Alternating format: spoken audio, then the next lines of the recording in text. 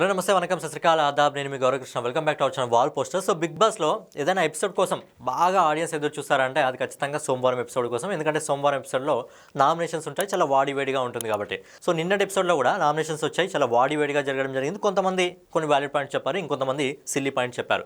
So ఇదంతా పక్కన పెడితే ముందుగా ఏదైతే దివాళీ ఎపిసోడ్ ఉందో, దివాళీ ఎపిసోడ్లో హైపరాది వచ్చాడు కదా, మామూలు ఎంటర్టైనింగ్ కాదు, వేరే లెవెల్ ఎంటర్టైనింగ్. నిజంగా అది వాక్ చాతుర్యం అంటారు కదా, అంటే ఆన్ ద స్పాట్లో మాట్లాడి ఆన్ ద స్పాట్లో కంటెంట్ క్రియేట్ చేసే వాళ్ళు ఉంటారు కదా. సో అందులో నాకు తెలిసి హైపరాదిని మించిన వాడు ఉండడు. అలాగే హైపరాది హౌస్మేట్స్కి ఎలాంటి సలహాలు ఇవ్వాలో, ఎలాంటి సూచనలు ఇవ్వాలో ప్రతిసారి వచ్చినప్పుడు ఇచ్చేసి వెళ్ళిపోతాడు. లాస్ట్ టైం కూడా వచ్చాడు, మంచి సలహాలు సూచనలు ఇచ్చాడు. ఈసారి కూడా మంచి సలహాలు సూచనలు ఇచ్చేసాడు.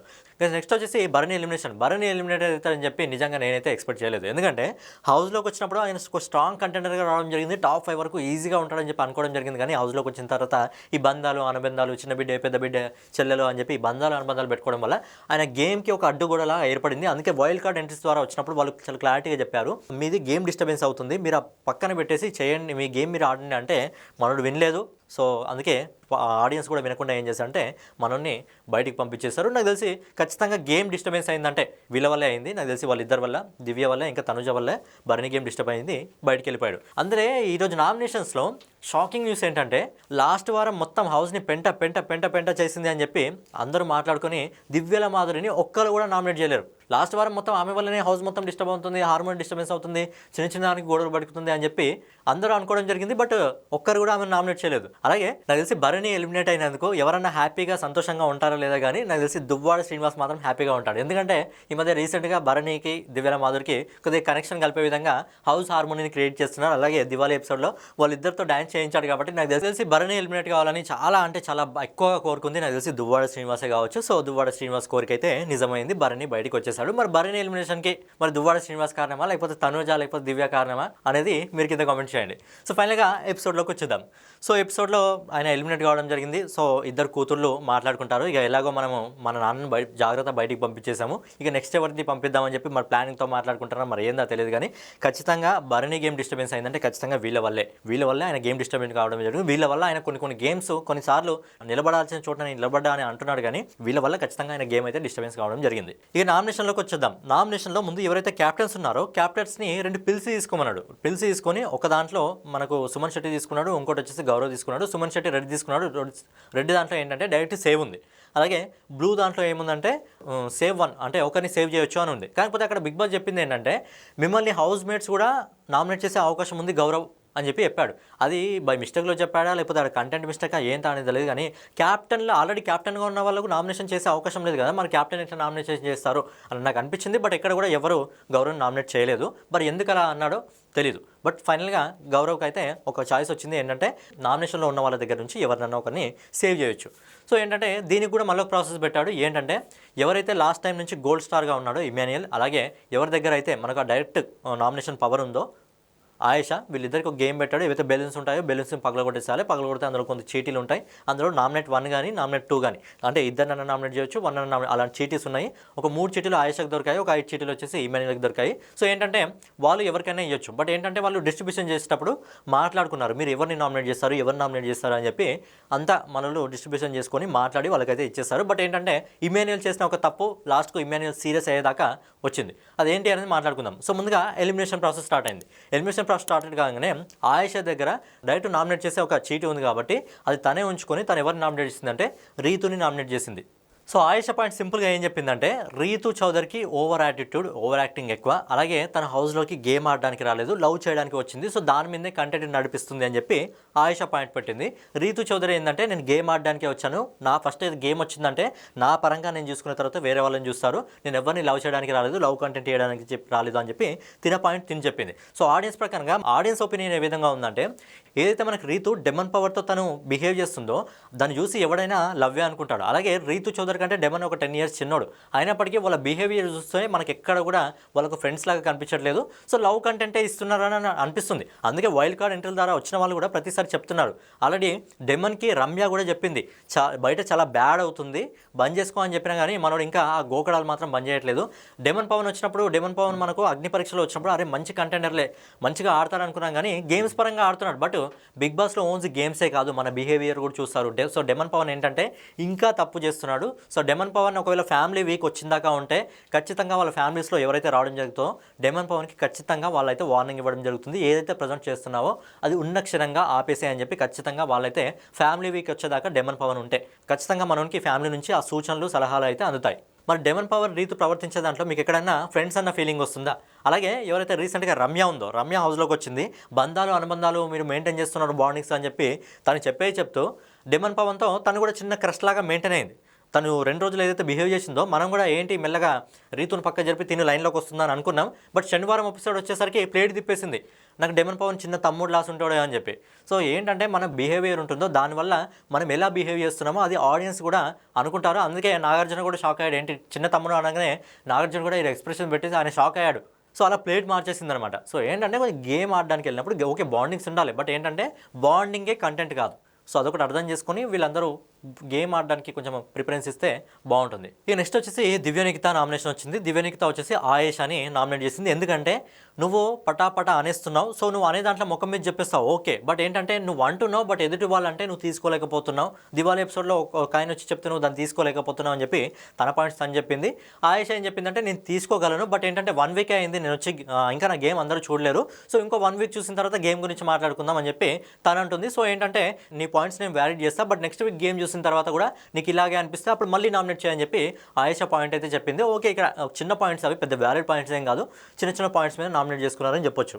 అలాగే దివ్యనికిత సెకండ్ నామినేషన్ వచ్చేసి సాయి శ్రీనివాస్. నిజంగా నాకు తెలిసి సాయి శ్రీనివాస్ని నామినేట్ చేస్తారని చెప్పి నేను ఎక్కడ కూడా అనుకోలేదు. ఎందుకంటే మనోడు ఎక్కడ కూడా ఎవరి మీద కూడా ఫైర్ కాలేదు, ఎవరి మీద ఎలాంటి మనం క్రియేట్ చేయలేదు, బజ్ అయితే క్రియేట్ చేయలేడు. ఏంటంటే మనకి ఎలా కావాలో వాళ్ళు చెప్పుకుంటూ వెళ్తున్నాడు. బట్ ఏంటంటే దివ్యనికిత ఏం చెప్పిందంటే, సో ఏంటంటే నువ్వు చెప్పింది మాత్రమే వినాలి అని ఒక డైనమోలో నువ్వు ఉంటున్నావు అని చెప్పి తను చెప్పడం జరిగింది. సో ఇక్కడ సాయి శ్రీనివాస్ ఏంటంటే నేను ఆప్షన్ ఇచ్చాను, మాట్లాడడానికి ఇచ్చాను, మిమ్మల్ని నోరు మూడ్చుకొని కూర్చొని అని అనలేదు, మీరు ఆప్షన్ ఇచ్చాను అని చెప్పి సాయి శ్రీనివాస్ చెప్పాడు. అలాగే మీరు ఇక్కడ బాండింగ్స్ పెట్టి ఫ్యామిలీ ఆటలు ఆడుతూ ఈరోజు భరణి గారు ఎలిమినేట్ కావడానికి ప్రధాన రీజన్ మీరే అని చెప్పి మనం చెప్పడం జరిగింది. అప్పుడు దివ్యనికిత ఏంటంటే ఆయన చిన్న పిల్లగా ఆయనకు బ్రెయిన్ లేదని చెప్పి ఇప్పుడు ఇలాంటి మాటలు మాట్లాడుతుంది. కానీ బయట ఉన్న ఆడియన్స్కి తెలుసు ఖచ్చితంగా ఆయన గేమ్ డిస్టర్బెన్స్ అయింది, ఖచ్చితంగా వీళ్ళిద్దరు వల్లే అని చెప్పి ఆడియన్స్ తెలుసు. కాకపోతే ఇక్కడ నాకు సాయి శ్రీనివాస్ పాయింట్ కొద్దిగా వ్యాలిడ్ అనిపించింది. దివ్యనికిత ఏంటంటే సిల్లీగా నామినేట్ చేసినట్టు అనిపించింది. ఏంటంటే నువ్వు మాట్లాడనీయవు, స్కోప్ లేదు, అది లేదు అంటే బిగ్ బాస్లోకి వచ్చింది మనం మాట్లాడుకోవడానికి కాదు, మాట్లాడుతూ పాటు గేమ్ ఆడడానికి కూడా వచ్చాం కాబట్టి అక్కడ ఎందుకో నాకు కొద్దిగా సాయి శ్రీనివాస్ పాయింట్ అయితే వ్యాలిడ్గా అనిపించింది. దివ్యనికిత పాయింట్ అయితే వ్యాలిడ్గా అనిపించలేదు. ఏదో నామినేషన్ చేయాలి కాబట్టి ఆ ఇద్దరిని కూడా ఏదో నామినేట్ చేయాలి కాబట్టి నామినేట్ చేసినట్టు నాకైతే అనిపించింది. ఆయేష విషయంలో కొద్దిగా ఓకే అనిపించిన, సాయి శ్రీనివాస్ విషయంలో మాత్రం అది ఎందుకో నాకు సిల్లీ పాయింట్ లాగా అనిపించింది. ఇక నెక్స్ట్ వచ్చేసి రీతు నామినేషన్ వచ్చింది. రీతు నామినేషన్ అనగానే ఆల్రెడీ ఎక్స్పెక్టెడ్ ఆయేషాని నామినేట్ చేస్తుంది. సో ఆయేషాని నామినేట్ చేసిన ఏం పాయింట్ చెప్పిందంటే ఏదైతే దివ్యనికిత ఆయేషకి పాయింట్ చెప్పిందో అదే పాయింట్స్ని కింద మీద పెట్టి మళ్ళీ అవే పాయింట్ చెప్పింది. అది ఆర్గ్యుమెంట్లో ఏంటంటే సడన్గా నువ్వు నోరు మూసుకో అన్నప్పుడు మళ్ళీ హీట్ కొద్దిగా పెద్ద అయింది. నువ్వు అక్కడ వెళ్ళి కూర్చోడా అన్నప్పుడు నేను పడ్డాను కదా, మరి ఇప్పుడు నువ్వెందుకు పడవు అని చెప్పి చిన్న ఆర్గ్యుమెంట్ స్టార్ట్ అయింది. ఈ ఆర్గ్యుమెంట్ మధ్యలో కొద్దిగా double meaning dialogue, double meaning cycle చేసినట్టు అనిపించింది. ఏంటంటే ఆయేషకి నీ దగ్గర ఏమైనా కొత్తగా ఉంటే చూపి అని చెప్పి ఇలా కింది నుంచి మీదికి చూసింది. సో ఏంటంటే ఎక్కడో అనిపించింది కొద్దిగా డబుల్ మీనింగ్ డైలాగ్ మాట్లాడుతుందా, కొంచెం బూతులు తీసుకొస్తున్నారా అని అనిపించింది. అది ఎంతమందికి అర్థమైందో తెలియదు కానీ అలాంటి ఎక్స్ప్రెషన్ అయితే తను ఇచ్చింది.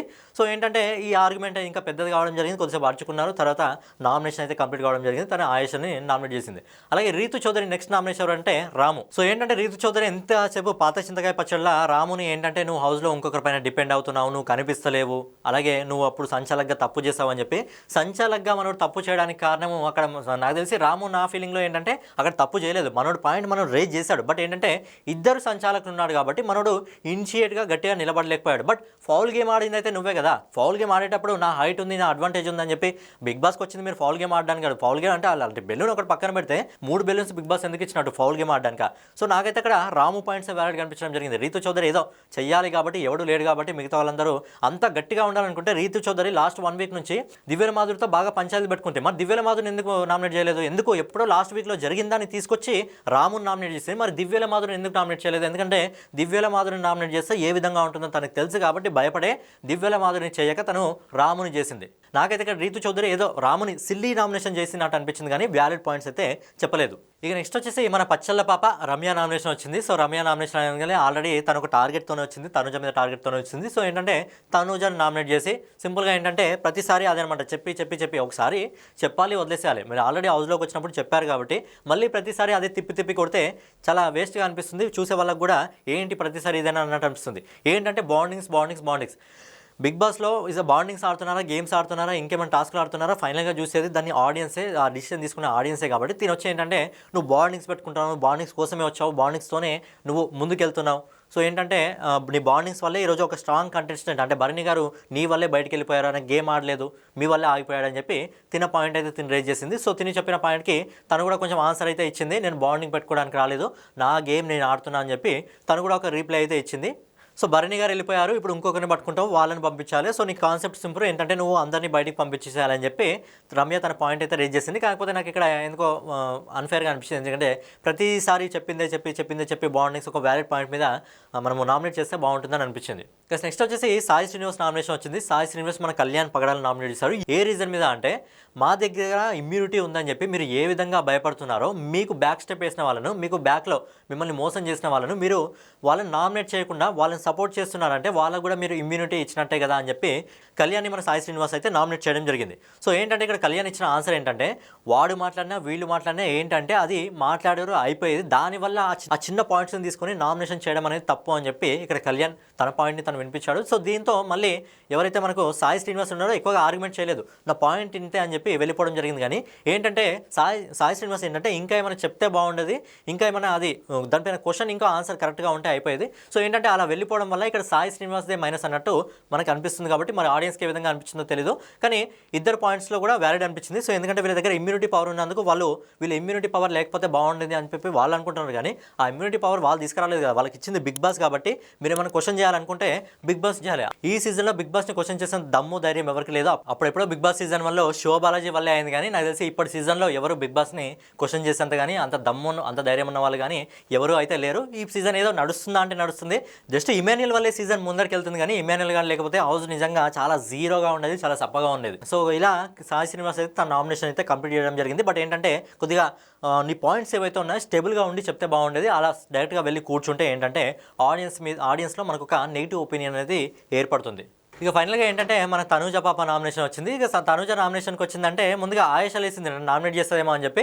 బట్ ఏంటంటే తను రమ్యని నామినేట్ చేసింది, ఎందుకంటే ఒక్కరే అవకాశం ఉంది కాబట్టి. ఆల్రెడీ రమ్య తను నామినేట్ చేసింది. అలాగే మనకు ఏదైతే మనకు దివాళీ ఎపిసోడ్ ఉందో ఆ దివాళీ ఎపిసోడ్లో మనకు ఎవరెవరు ఏం మాట్లాడుకున్నారో నాగార్జున గారు చాలా క్లారిటీగా చూపించడం జరిగింది. అలా చూపించడం కూడా మంచి పాయింట్, ఎందుకంటే ఎవరి ఇన్నర్లో ఏముంది అనేది వాళ్ళకు కొంచెం ఆ హీట్ క్రియేట్ చేయడానికి నాగార్జున గారు చూపించడం జరిగింది. సో ఏంటంటే రమ్య మాట్లాడింది, ఇలా 2 చేతులతోనే చప్పుడవుతుంది, ఒక చేతితోనే కాదు, సో ఏంటంటే చేతులు వేస్తున్నా అలా ఇలా ఈ పాయింట్స్ మీద ఏంటంటే తనని నామినేట్ చేసింది. సో తిని నామినేట్ చేసింది. ఏంటంటే నేను ఇక్కడ నా గేమ్ ఆడడానికి మాత్రమే వచ్చాను తనుజ అని చెప్తే, అలాగే ఏదైతే 2 చేతులతోనే కొడితే సప్పుడు కాదు, విజిల్ వేస్తే సింగిల్ హ్యాండ్తో విజిల్ వేస్తే కూడా ఒక రేంజ్లో ఉంటుంది సౌండ్ అని చెప్పి మంచి మాస్ డైలాగ్ అయితే చెప్పింది. ఏదైతే మనకు వెనకాల జరుగుతుందో అక్కడ తనుజ తప్పు లేకపోయినా, బట్ ఏంటంటే మనకు కళ్యాణ్ బిహేవ్ చేసే బిహేవియర్ వల్ల కొద్దిగా బయట కూడా ఆడియన్స్ అనుకుంటుంది అదే. కాబట్టి సో వైల్డ్ కార్డ్ ఎంట్రీస్ ద్వారా వచ్చినప్పుడు రమ్య ఏ విధంగా డిమాండ్కి చెప్పిందో ఇలా నీకు నెగిటివిటీ వస్తుంది బయట ఇలా రీతు చౌదరిలో ఉండడం వల్ల అని చెప్పి రమ్య ఏ విధంగా అయితే డిమాండ్కి చెప్పిందో అదే విధంగా ఎందుకు తనుజాకి చెప్పలేకపోయింది, ఎందుకు కళ్యాణ్కి చెప్పలేకపోయింది? మరి అక్కడ చెప్పినప్పుడు వీళ్ళిద్దరికి చెప్తే కూడా బాగుండేది కదా. సో చిన్న పార్షియాలిటీ అయితే రమ్య కూడా చూపించింది అనిపిస్తుంది, ఎందుకంటే తన టార్గెట్ వచ్చుడే తనుజ మీద టార్గెట్తో వచ్చినట్టు అనిపించింది. కాబట్టి ఇక్కడ రమ్య కూడా తప్పే అని చెప్పుకోవచ్చు. నాకు తెలిసి ఇక్కడ తనుజ పాయింట్సే వ్యాలిడ్ ఉంది, చాలా క్లారిటీగా ఉంది తనుజ. బట్ ఏంటంటే కళ్యాణ్ చేసే కొన్ని పనుల వల్ల తనకు కొద్దిగా లైట్గా నెగిటివిటీ అయితే రావడం జరుగుతుంది. సో ఏంటంటే తనుజ ఇప్పుడన్నా అవన్నీ అబ్జర్వ్ చేసుకొని తన గేమ్ పైన తన ఫోకస్ పెడితే బాగుంటుంది. ఇక ఫైనల్గా వచ్చేసి కళ్యాణ్. సో అయితే మన కళ్యాణ్ పగడాల ఉన్నాడో, కళ్యాణ్ పగడాలకి మనడు నామినేషన్కి సంబంధించిన చీటీ వేసేటప్పుడు చాలా క్లారిటీగా ఏం చెప్పడం జరిగింది ఇమాన్యుయల్ కంటే, నేను తనుజను నామినేట్ చేస్తాను, నా దగ్గర పాయింట్స్ ఉన్నాయి అని చెప్పి చెప్పాడంట. చెప్పిన తర్వాత మనోడు ఏం చేశాడంటే వెళ్ళి సంజన గారిని నామినేట్ చేశారు. ఇమాన్యుయల్ షాక్, ఎందుకంటే ఇమాన్యుయల్ ఒకళ్ళ మమ్మీని నామినేట్ చేస్తే ఖచ్చితంగా ఇచ్చేవాడు కాదేమో, కానీ చెప్పలేదు మనోడు. 3rd నెంబర్లో ఉందని చెప్పి కళ్యాణ్ అంటున్నాడు. బట్ ఏంటంటే తనను నామినేట్ చేశారు. ఎందుకు తనను నామినేట్ చేస్తామని చెప్పి ఇమాన్యుయల్ అడిగితే మనోడు చెప్పిన ఆన్సర్ ఏంటంటే వాళ్ళు నామినేట్ అయిపోయారు, మళ్ళీ అదే పాయింట్స్ మీద నామినేట్ చేస్తే బాగుండదు కదా అని చెప్పి అన్నాడు. నాకు తెలిసి ఇమాన్యుయల్ చాలా రోజుల తర్వాత సీరియస్ అయ్యాడు. ఏదైతే నీ మీద నమ్మకం పెట్టుకున్నావు నమ్మకాన్ని పోగొట్టుకున్నావు, ఏదైతే నీ విషయంలో జరిగినప్పుడు డెవన్ పవన్ ఇంకా రీతు చౌదరి నిన్ను చేసింది మోసం అయితే ఇప్పుడు నువ్వు నన్ను చేసింది కూడా మోసమే. ఒకవేళ సంజన గారు కానీ బయటికి వెళ్ళిపోయినట్టయితే ఆ రీగ్రెట్ అనేది ఖచ్చితంగా నా మీద ఉంటుంది, ఎందుకంటే నేను నీకు ఇచ్చాను కాబట్టి చాలా సీరియస్ అయ్యాడు. ఒకవేళ తెలిసి ఓటింగ్లో కానీ సంజన గారు కానీ బయటికి వెళ్తే సంజన గారు ఎలాగో బయటికి పోరనుకోండి, ఎందుకంటే తను ఒక స్ట్రాంగ్ ప్లేయర్, తన గేమ్ తను ఆడుతుంది, సంజన గారు బయటికి పోరు. కానీ ఒకవేళ పోయినట్టయితే మాత్రం సో ఇమాన్యుయల్ అయితే చాలా రీగ్రెట్గా అయితే ఫీల్ అవుతాడు. బట్ ఏంటంటే ఓటింగ్ ప్రకారం అయితే సంజన గారు బయటికి పోయే అవకాశం లేదు. మరి దీన్ని యూజ్ చేసుకొని మరి నెక్స్ట్ వీక్ నామినేషన్స్లో ఇమాన్యుయల్ ఒకవేళ కళ్యాణ్ పగడాలను నామినేషన్ చేస్తాడా? లేదా అనేది చూడాలి. నాకు తెలిసి నెక్స్ట్ వీక్ ఖచ్చితంగా కళ్యాణ్ని ఇమాన్యుయల్ కూడా నామినేట్ చేసే అవకాశం ఉంది, అలాగే సంజన గారు కూడా నామినేట్ చేసే అవకాశం అయితే ఉంది. ఇంతవరకు నామినేషన్స్ అయితే కంప్లీట్ కావడం జరిగింది. ఏంటంటే గౌరవతికి ఒక పవర్ ఇచ్చారు కదా, ఎవరైనా సేవ్ చేయొచ్చు అని. సో ఆ పవర్ని యూజ్ చేసి మనోడు వచ్చేసి ఆయేషాని సేవ్ చేయడం జరిగింది. సో మిగతా అందరూ అయితే నామినేషన్లోకి రావడం జరిగింది. సో ఫైనల్గా సోమవారం ఎపిసోడ్లో ఇంత డ్రామా అయితే జరిగింది, చాలా వాడివేడిగా జరిగింది. కొంతమంది వ్యాలిడ్ పాయింట్ చెప్పారు, కొంతమంది సిల్లీ పాయింట్స్ అయితే చెప్పారు. సో ఇంతమంది నామినేషన్లోకి అయితే వచ్చారు కదా, మరి ఇందులో ఈసారి ఎవరు బయటకు పోయే అవకాశం ఉంది హౌస్ నుంచి అనేది మీరు కింద కామెంట్ చేయండి. ప్రజెంట్ ఓటింగ్లో అయితే సాయి శ్రీనివాస్, దివ్యనిక్త అయితే లీస్ట్లో ఉన్నారు. మరి ఎవరు ఎలిమినేట్ అయ్యే అవకాశం ఉంది అనేది మీ అభిప్రాయాన్ని కామెంట్ రూపంలో తెలియజేయండి. సో ఫైనల్గా ఇదన్నమాట ఈరోజు వీడియో. నెక్స్ట్ ఎపిసోడ్లో మళ్ళీ కలుసుకుందాం. సో ఛానల్ ఎవరైనా కొత్తగా చూస్తున్నట్టయితే మన వాల్ పోస్టర్ ఛానల్ సబ్స్క్రైబ్ చేసుకొని బెల్ ఐకాన్ అయితే ఆన్లో పెట్టుకోండి.